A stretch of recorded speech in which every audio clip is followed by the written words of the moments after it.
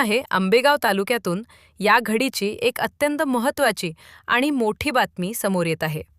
हुतात्मा बाबूगेनू जलाशय म्हणजेच डिंभे धरणाच्या पाणीसाठ्यात गेल्या 24 तासात लक्षणीय वाढ झाली आहे. धरण क्षेत्रात झालेल्या मुसळधार पावसामुळे धरणाचा पाणीसाठा आता 37.23% पोहोचला आहे. बुधवार दिनांक 8 जुलै 2026 रोजी सकाळी 6 वाजेपर्यंतच्या अधिकृत आकडेवारीनुसार डिंभे धरणाची ही ताजी स्थिती आहे. मिळालेल्या माहितीनुसार गेल्या 24 तासात डिंभे धरण क्षेत्रात तब्बल 189 मिलीमीटर इतक्या विक्रमी पावसाची नोंद झाली आहे.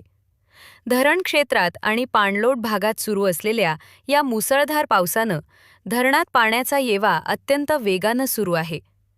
पावसाचा हाच जोर कायम राहिल्यास धरणाच्या पाणीपातळीत आणखी झपाट्यानं वाढ होण्याची शक्यता जलसंपदा विभागानं वर्तवली आहे.